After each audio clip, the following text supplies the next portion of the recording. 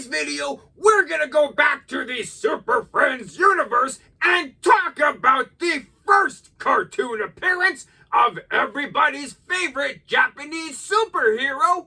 I'm talking about Samurai. So, alright, let's go. Yeah. So, we start off in outer space, where we see a UFO that is flying out of control. And the aliens inside the UFO know that they are completely screwed because their ship is flying straight smack towards the planet Earth. And well, it turns out that they are doubly screwed because their ship flies directly into an active volcano. What? You have got to be kidding me! Really, like, of all places! Holy crap, like, we're talking about the entire vastness of the universe hitting Earth, you know? That's quite a bit of a stretch, but a volcano? That's like finding a needle in the Sahara Desert. Huh. Anywho, the US Army seen this UFO flying into the volcano, even if they would never admit that it exists, you know? But they do, I guess. And they call the Super Friends for help. But the US Army, hey? Help like how? Help as in save the possible life forms on the ship? Or help as in save the technology of the UFO so we can reverse engineer it later? But, you know, either way, they need help. Superman and Samurai are on the job as they fly to Hawaii to check things out.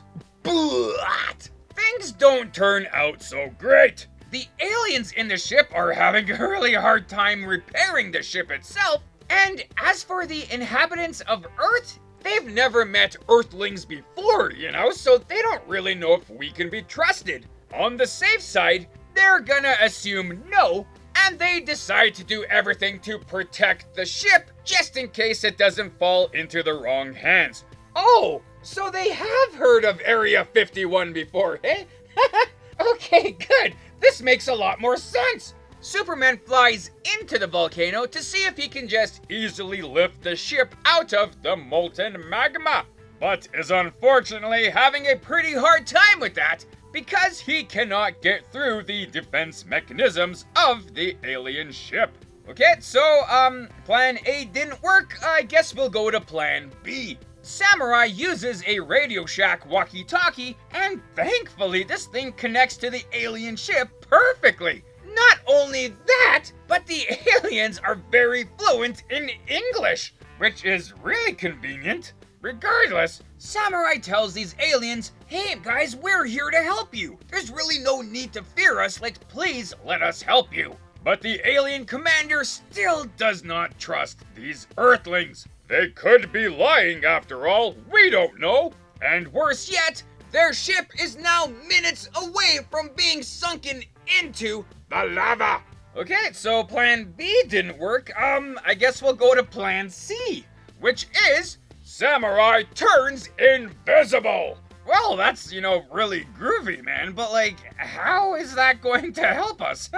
What are you gonna do, man? Just fly away from an unwinnable situation? I tried to help them, Superman. Really, I did. You just didn't see me being invisible. Well, no. Samurai would never do that. He is a man of honor. What he does is he uses his invisibility to get past the alien sensors so he can attach an invisible cable and Superman can lift it out of danger. Which is a really awesome plan.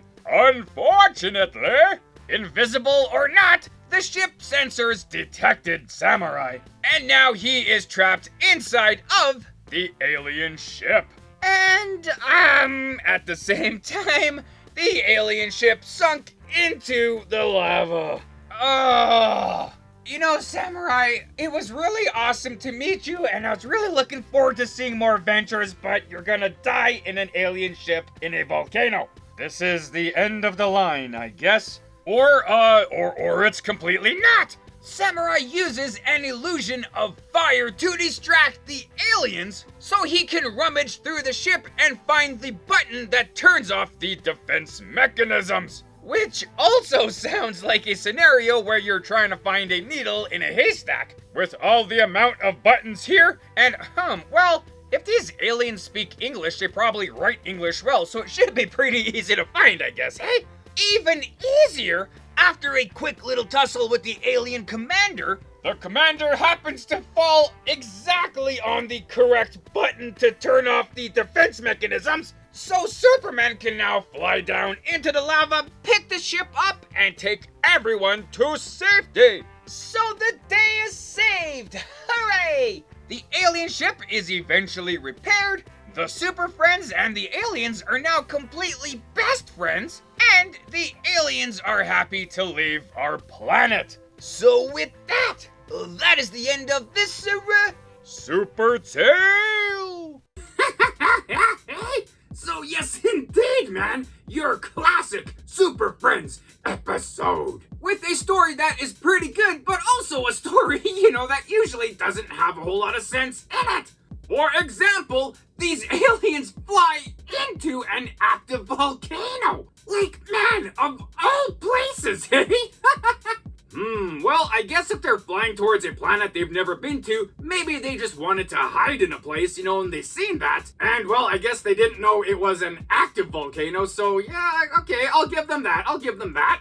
But then Samurai uses an old school walkie-talkie and is able to contact the ship with no problem?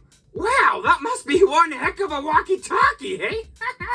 Well, okay, I guess, if this alien ship is like super advanced, it should probably still be able to pick up old-style kind of communication waves. Much like with the USS Enterprise, they use subspace transmission, but they can also pick up old radio waves, so, yeah, okay, I'll give them that one too. But then also, these aliens speak perfect English? Really, eh? Well, maybe they have translators on board that can easily translate some languages, right? I guess that makes sense. Or the language that they developed on their planet very far away just so happens to sound exactly like English. We do see that in Star Wars where everybody is speaking a language called Basic, but, really, it's English. So, yeah, okay, I'll give them that point. And, well, gee, I guess all of my criticisms on this episode, are pretty easily explainable, so, you win this time, Super Friends! So for this episode, I do like to believe that these aliens are the same species as the aliens that crash-landed in Roswell around Area 51 back in the day. They seem to know what's up about, the people on this planet wanting to get a hold of their technology. Henceforth, they're hiding. And if their intergalactic highway is pretty close to Earth, having two different spaceships crash land on our planet, really not that far out of, the realm of possibility. The one thing about Super Friends, and well, I guess DC Comics as a whole, is that Superman is so powerful that he could pretty much solve any problem anytime. Much like with this alien ship in molten lava. Realistically, he can just use his super cooling breath, freeze all the lava, pick up the frozen lava with the ship, and take them to safety. But this is Samurai's debut appearance, so it is customary for the new person to show what they can do and how they can save the day. To which Samurai does quite well. So indeed, hey, like if you haven't seen this episode before, I would suggest you do. It's always awesome seeing new characters and how they fit with the team and what they can do. And Samurai is pretty darn tootin' awesome. But with that, we do have some more behind the scenes kind of things with Samurai, with Super Friends, and all that kind of stuff going on over here. So yes indeed, hey? Samurai! A pretty awesome character. And a pretty awesome inclusion into the Super Friends. So, how did this character come to be? Well, really not a whole lot to the whole creative side of it. As we know, the creative team at the Super Friends wanted to include new characters showcasing ethnic diversity. With this new initiative, earlier in this Super Friends season, we have seen 2 of these characters being introduced. That, of course, being Black Vulcan and Apache Chief. Which, yep, gotta say, 2 pretty awesome characters. So, for this 3rd character, the creatives have set their sights towards Asia. More specifically, Japan. For the namesake, when a lot of people think of Japan and heroes, one of the first things that come to mind is the samurai. And well, there you go. That's the name for the new character. So for the samurai character here, outside of his superpowers, he is quite proficient in karate, electronics, and swordsmanship. Which seems kind of stereotypical, right? Which is one of the criticisms of the characters introduced with this diversity initiative. But for his superpower powers, they are pretty awesome and a little varied. Much like how Superman has a bunch of different powers, so too does Samurai. The thing is, when Samurai wants to use one of these powers, he has to speak an incantation in order to activate his power. With Samurai being Japanese, he will say these incantations in Japanese.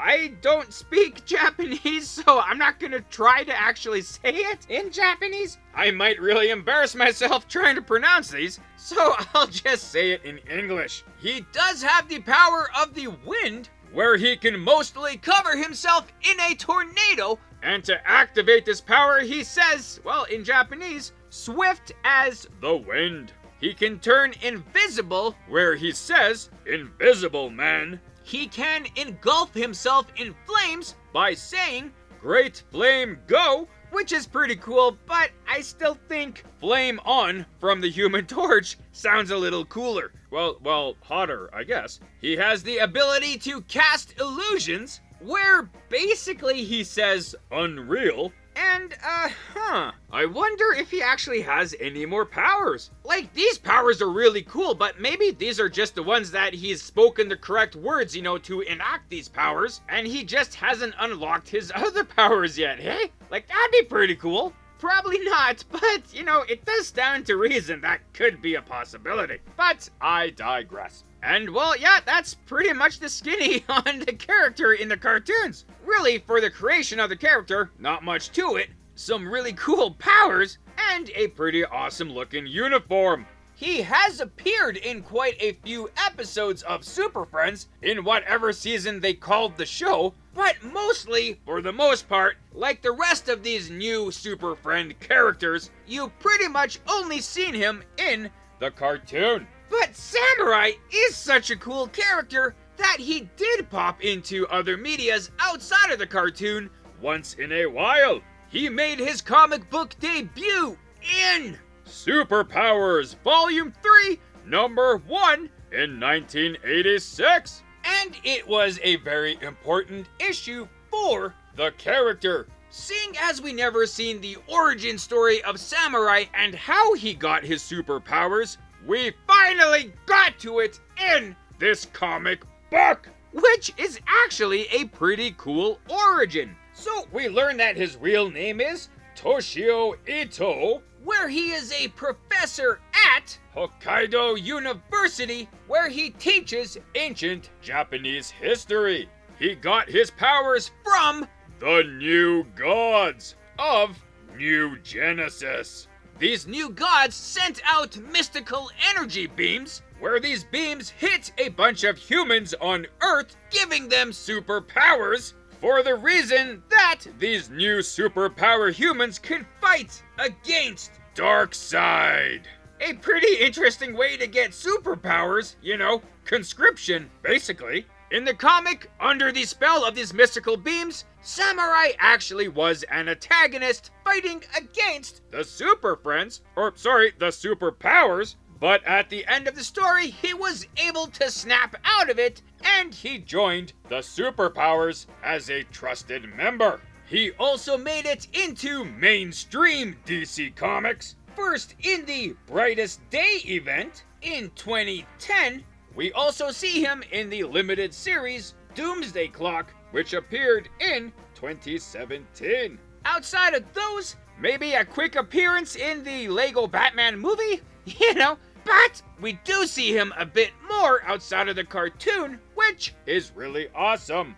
And also other characters that were inspired by samurai. We will see later. But for all of those, we will talk about those when we get to them. So, with this, that, those, and the other things, I guess that's that.